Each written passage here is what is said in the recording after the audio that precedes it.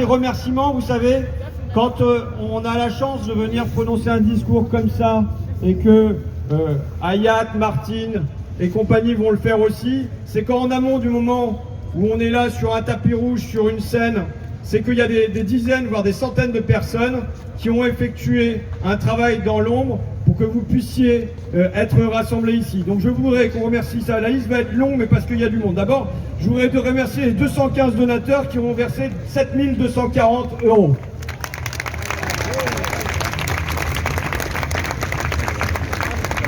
On n'a pas les banques d'affaires derrière nous.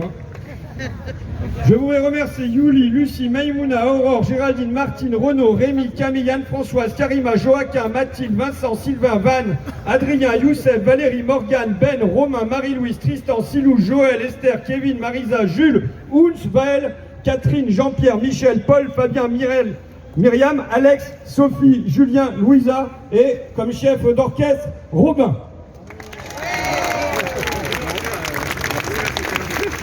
Je voudrais remercier Ariane Ascari et Corinne Mazero qui ont fait l'honneur de nous offrir des vidéos. Et je voudrais remercier... Oh, ça y est, j'ai le bordel dans mes papiers. Je voudrais remercier la fanfare invisible.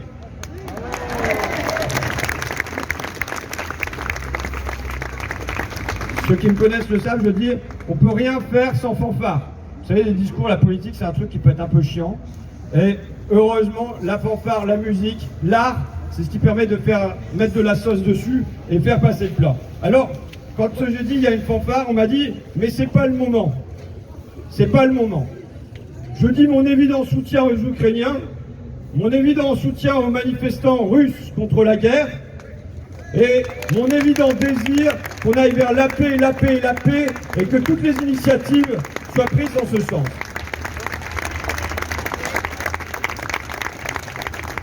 Mais je ne veux pas qu'on use de cette crise comme de la crise Covid, comme d'un moment de contrition supplémentaire où il faudrait se battre le dos avec des clous au bout parce qu'ils nous veulent résignés, ils nous veulent tristes, ils nous veulent désespérés et nous refusons ça.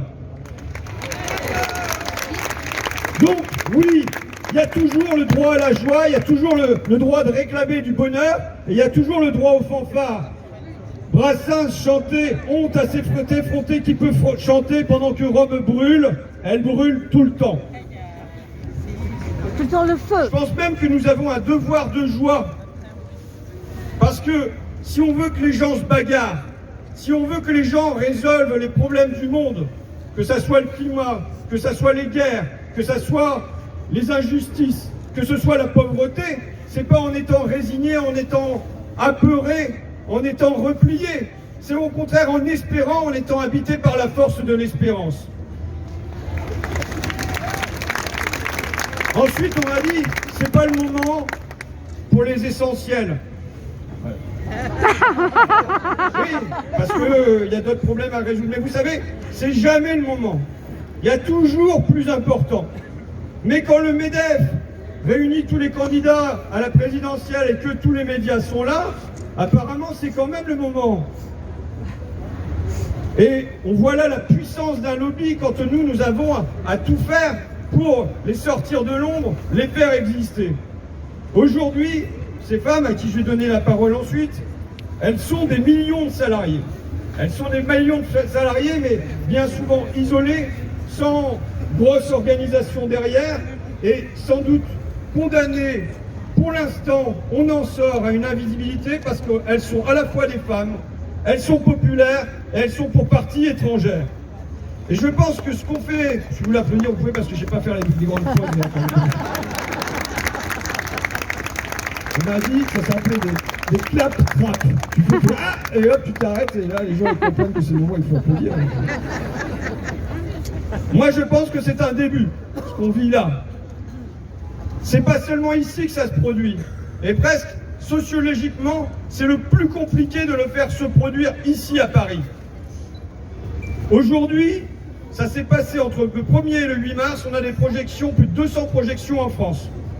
On a plus tous les départements de métropole, la Corse, les départements d'outre-mer, dans tous les départements, il y a aujourd'hui des projections. Je vais citer des bleds, Najac, Plouer-sur-Rance, Moissac, Benay, Fleurance, dans la Bruche, Romans-sur-Isère, Saint-Hilaire-de-Riez, Toul, Vimoutier, Beaufort, avec des articles dans la Dépêche du Midi, dans l'Est républicain, dans le Télégramme de Brest, dans le Dauphiné libéré. C'est quoi? Ça signifie quoi? Ça signifie qu'au fond, ce sont les invisibles d'une France invisible. Il y a là un mouvement souterrain, et pour moi c'est dans la continuité du film qu'on a fait avant avec Gilles Perret, Jeu du soleil, c'est-à-dire sur le mouvement des Gilets jaunes. Qui on voyait au féminin sur les ronds-points? On voyait des auxiliaires de vie sociale, on voyait les agentes d'entretien, on voyait les assistantes maternelles. Et c'est celles qu'on retrouve là dans notre film. Et je vous dire ma fierté qu'un certain nombre d'entre elles soient aujourd'hui montées à Paris, qu'elles prennent à partie la République et qu'elles prennent la République aujourd'hui. Ma conviction dans la durée, je vous le redis, ouais, si vous voulez, alors vraiment, je suis pas fait. Pour moi, elles incarnent un triple combat. Un combat féministe, évidemment, puisque ce sont des métiers qui sont à plus de 80% féminins, et ils sont maltraités parce qu'ils sont populaires et féminins. Dans l'inconscient de la société, il y a quoi? C'est finalement, ça fait des siècles qu'elles font tout ça à la maison sans être payées, s'occuper des enfants, des personnes malades, des personnes âgées. Maintenant, on les paye un peu pour le faire à l'extérieur, elles ne vont pas nous emmerder en plus. C'est ça l'inconscient de la société dont il s'agit de sortir. La deuxième combat, je ne peux pas vous laisser ça, le deuxième combat, c'est un combat social, puisqu'il s'agit de faire sortir des centaines de milliers de travailleuses de la pauvreté, les faire passer au moins au-dessus du seuil de pauvreté. Le troisième combat, pour moi, il est écologique, c'est-à-dire, ça pose la question de qu'est-ce que le progrès? Est-ce que le progrès demain, ça va être d'avoir un téléphone portable avec la 6G connecté au frigo qui prévient Carrefour Market quand il n'y a plus d'olive à l'intérieur, et c'est le progrès qu'il nous propose, ou alors ça va être la qualité des relations, des liens, des soins qu'on accorde à nos enfants, à nos malades et à nos personnes âgées. Oui. Pour moi, le choix est fait. Pour nous aussi. Et je vais vous dire ma conviction que sur ces métiers-là, on peut gagner.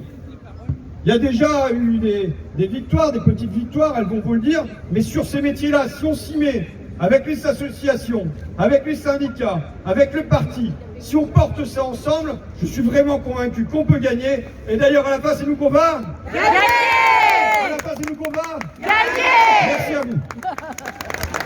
Du moment où on est là sur un tapis rouge, sur une scène, c'est qu'il y a des dizaines, voire des centaines de personnes qui ont effectué un travail dans l'ombre pour que vous puissiez être rassemblés ici. Donc je voudrais qu'on remercie ça. La liste va être longue, mais parce qu'il y a du monde. D'abord, je voudrais remercier les 215 donateurs qui ont versé 7 240 €.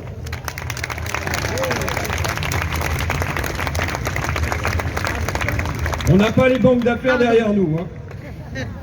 Je voudrais remercier Yuli, Lucie, Maïmouna, Aurore, Géraldine, Martine, Renaud, Rémi, Camille, Anne-Françoise, Karima, Joachim, Mathilde, Vincent, Sylvain, Van, Adrien, Youssef, Valérie, Morgane, Ben, Romain, Marie-Louise, Tristan, Silou, Joël, Esther, Kevin, Marisa, Jules, Ouls, Vaël, Catherine, Jean-Pierre, Michel, Paul, Fabien, Myriam, Alex, Sophie, Julien, Louisa et comme chef d'orchestre, Robin.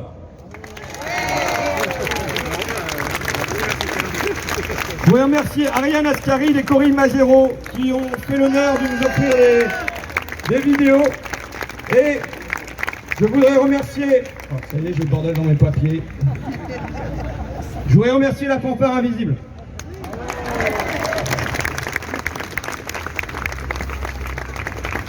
Ceux qui me connaissent le savent, je dis, on ne peut rien faire sans fanfare. Vous savez, les discours, la politique, c'est un truc qui peut être un peu chiant. Et heureusement, la fanfare, la musique, l'art, c'est ce qui permet de mettre de la sauce dessus et faire passer le plat. Alors, quand j'ai dit il y a une fanfare, on m'a dit, mais c'est pas le moment. C'est pas le moment. Je dis mon évident soutien aux Ukrainiens, mon évident soutien aux manifestants russes contre la guerre, et mon évident désir qu'on aille vers la paix, la paix et la paix, et que toutes les initiatives soient prises dans ce sens.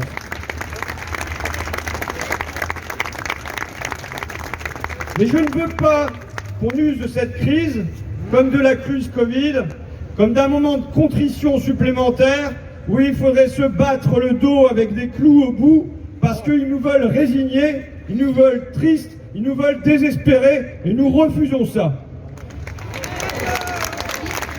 Donc, Oui, il y a toujours le droit à la joie, il y a toujours le droit de réclamer du bonheur, et il y a toujours le droit aux fanfares.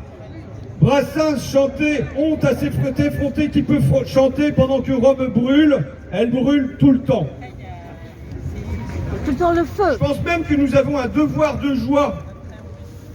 Parce que si on veut que les gens se bagarrent, si on veut que les gens résolvent les problèmes du monde, que ça soit le climat, que ça soit les guerres, que ça soit les injustices, que ce soit la pauvreté, c'est pas en étant résigné, en étant apeuré, en étant replié. C'est au contraire en espérant, en étant habité par la force de l'espérance.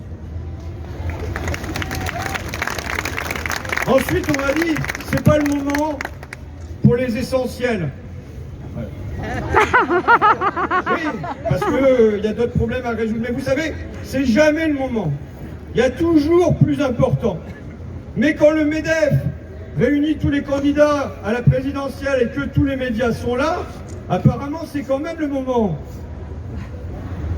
Et on voit là la puissance d'un lobby quand nous avons à tout faire pour les sortir de l'ombre, les faire exister. Aujourd'hui, ces femmes à qui je vais donner la parole ensuite, elles sont des millions de salariés. Elles sont des millions de salariés, mais bien souvent isolés, sans grosse organisation derrière, et sans doute condamnées. Pour l'instant, on en sort à une invisibilité parce qu'elles sont à la fois des femmes, elles sont populaires, et elles sont pour partie étrangères. Et je pense que ce qu'on fait, si vous voulez applaudir, vous pouvez parce que je ne sais pas faire les grandes choses. On m'a dit que ça s'appelait des clap-trap. Tu peux faire ah et hop, tu t'arrêtes et là les gens ils comprennent que c'est le moment où il faut applaudir. Moi je pense que c'est un début, ce qu'on vit là. C'est pas seulement ici que ça se produit. Et presque sociologiquement, c'est le plus compliqué de le faire se produire ici à Paris. Aujourd'hui, ça s'est passé entre le 1er et le 8 mars, on a des projections, plus de 200 projections en France. On a plus tous les départements de métropole, la Corse, les départements d'outre-mer, dans tous les départements, il y a aujourd'hui des projections. Je vais citer des bleds, Najac, Plouer-sur-Rance, Moissac, Benay, Fleurance, dans la Bruche, Romans-sur-Isère, Saint-Hilaire-de-Riez, Toul, Vimoutier, Beaufort, avec des articles dans la Dépêche du Midi, dans l'Est républicain, dans le Télégramme de Brest, dans le Dauphiné libéré. C'est quoi? Ça signifie quoi? Ça signifie qu'au fond, ce sont les invisibles d'une France invisible. Il y a là un mouvement souterrain et pour moi c'est dans la continuité du film qu'on a fait avant avec Gilles Perret, Jeu du Soleil, c'est-à-dire sur le mouvement des Gilets jaunes. Qui on voyait au féminin sur les ronds-points? On voyait des auxiliaires de vie sociale, on voyait les agentes d'entretien, on voyait les assistantes maternelles. Et c'est celles qu'on retrouve là dans notre film. Et je vous dis ma fierté qu'un certain nombre d'entre elles soient aujourd'hui montées à Paris, qu'elles prennent à partie la République et qu'elles prennent la République aujourd'hui. Ma conviction dans la durée, je vous le redis, ouais, si vous voulez, alors vraiment, je suis pas prêt. Pour moi, elles incarnent un triple combat. Un combat féministe, évidemment, puisque ce sont des métiers qui sont à plus de 80% féminins, et ils sont maltraités parce qu'ils sont populaires et féminins.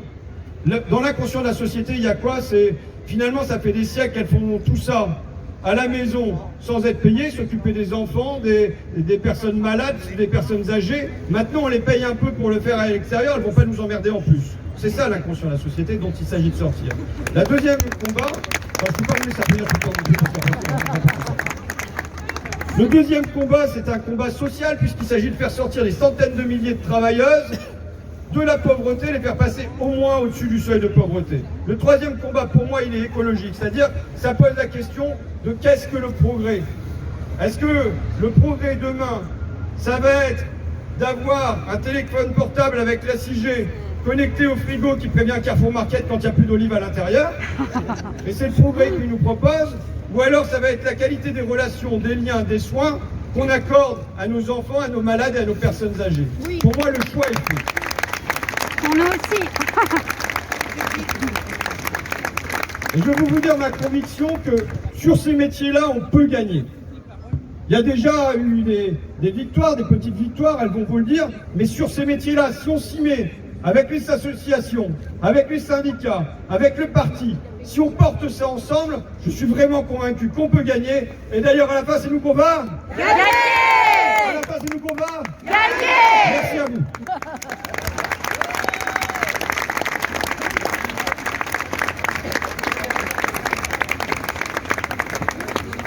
Bon, alors bonjour tout le monde, moi je m'appelle Aurore.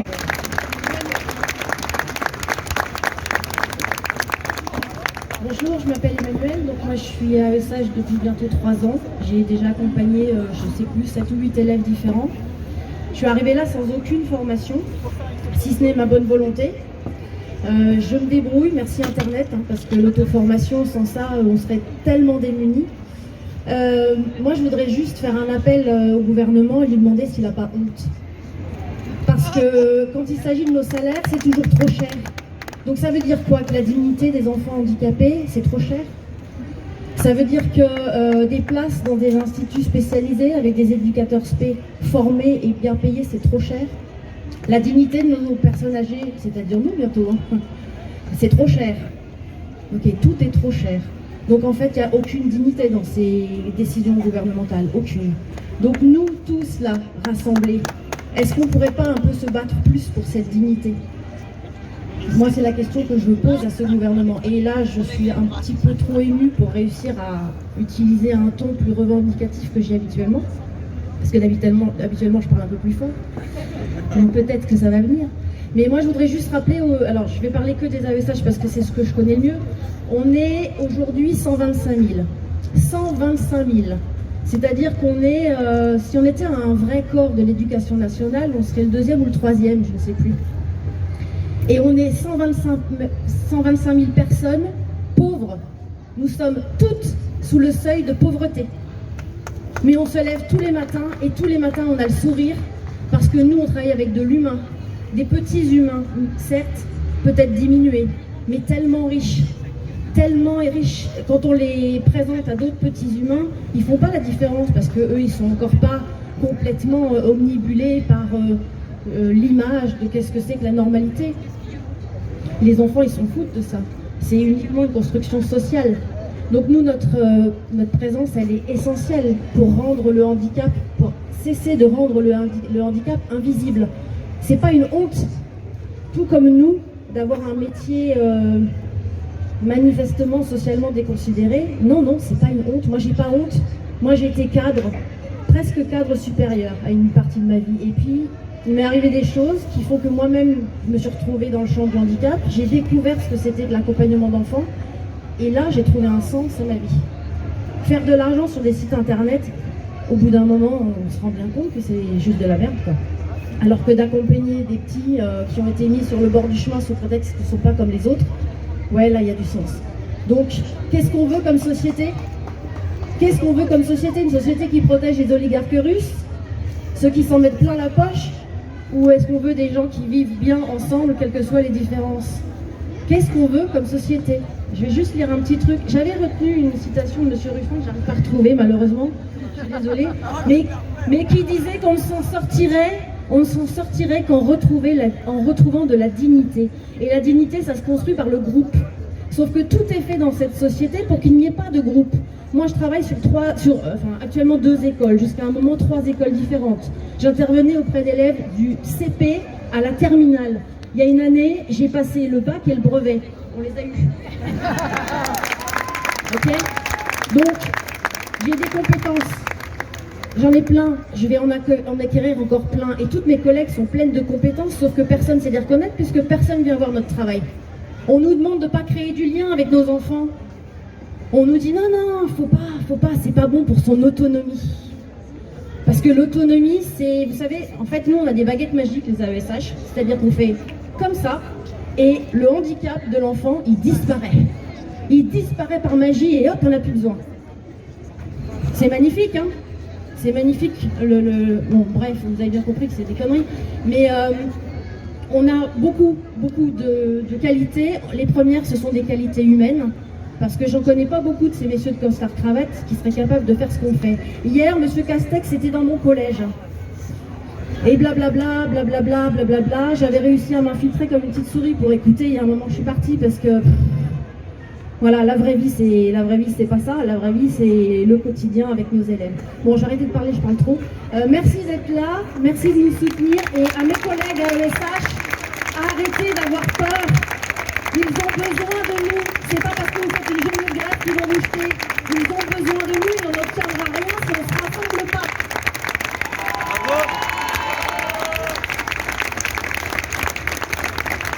Merci beaucoup. Une autre intervenante, c'est Caroline de Haas, militante féministe qui souhaitait nous parler justement du harcèlement au travail et particulièrement dans les métiers du lien. Merci. Bonjour, merci pour l'invitation. Alors vous savez, quand on parle avec des responsables politiques des inégalités professionnelles, souvent on entend « ouais mais c'est compliqué quoi, c'est compliqué ».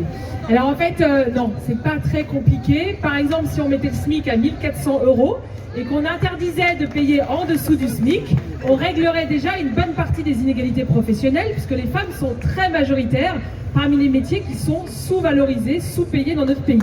Et c'est le cas de tous les métiers essentiels. Et puis il y a un deuxième sujet qui n'est pas très présent dans la campagne. On sort quand même d'un quinquennat où il y a eu MeToo, où il y a eu des mobilisations féministes massives dans notre pays. Et pourtant, il y a un sujet qui est absent, c'est celui notamment du harcèlement sexuel au travail. On ne réglera pas les inégalités professionnelles sans s'attaquer aux inégalités entre les métiers majoritairement féminisés qui ne sont pas reconnus, pas valorisés. Mais on ne réglera pas non plus les inégalités professionnelles sans s'attaquer frontalement et radicalement au harcèlement sexuel. En France, il y a une femme sur trois qui a déjà subi du harcèlement sexuel au travail. En général, quand on dit ça, les gens disent « c'est bizarre quand même, ça fait beaucoup, hein, 1 sur 3, c'est bizarre ». Bon. Moi, je pense que c'est plus, mais comme les stats officielles disent 1 sur 3, j'utilise les stats officielles.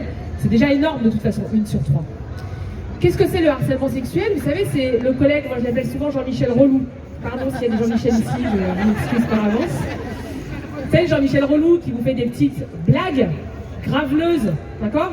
Qui vous tient des propos un peu border, qui est un peu relou sur les bords. Donc en gros, qui tient des propos à connotation sexuelle, répétés, qui portent atteinte à votre dignité. C'est la définition du harcèlement sexuel au travail. Donc Jean-Michel, il n'est pas relou. Jean-Michel, il commet du harcèlement sexuel au travail. C'est aussi le patron qui va venir vous voir et puis qui va dire « c'était gentil, on peut s'arranger pour ta promotion ». Voilà. Ça s'appelle du chantage sexuel, c'est du harcèlement sexuel. C'est interdit par la loi et tous les employeurs de France, publics et privés, ont une obligation, c'est de prévenir le harcèlement, de le faire cesser et de sanctionner les auteurs lorsqu'ils commettent ces faits-là. Et aujourd'hui, on n'en parle pas. Aujourd'hui, les entreprises, elles peuvent en toute impunité ne pas respecter la loi. Et ça fait partie des enjeux qui devraient être au cœur de la campagne des présidentielles, cette question des inégalités professionnelles et notamment la question du harcèlement sexuel au travail. Il y a des moyens assez simples d'agir. Par exemple, en forçant les entreprises juste à respecter la loi. Ouh, grosse révolution. Juste respecter la loi. Voilà. Respecter la loi, respecter le code du travail. Et ça, comment on peut faire? Quand on est à la présidence de la République, on a un outil, ça s'appelle les marchés publics. Parce que les entreprises, elles dépendent de la commande publique. Et si vous dites à une entreprise, pour continuer à travailler avec l'État, les collectivités, en fait, il faut arrêter qu'il y ait du harcèlement sexuel dans votre entreprise, et bien vous allez voir que tout d'un coup, elles vont se mettre à appliquer le code du travail. Donc il y a des moyens d'agir, on peut en finir avec les violences sexistes et sexuelles au travail, et il faut qu'on réussisse à faire de ce sujet un sujet de la campagne. Il nous reste quelques semaines pour faire en sorte que le président ou la présidente qui arrivera au pouvoir, j'espère plutôt le président, en tout cas, fera en sorte, aura en fait un rapport de force pour mettre en place des actions définitives, des actions radicales pour faire en sorte qu'il n'y ait plus de harcèlement sexuel au travail. Merci. Merci beaucoup. Alors maintenant, on voudrait accueillir des héroïnes. Il y a des femmes de l'hôtel Ibis Batignolles qu'on va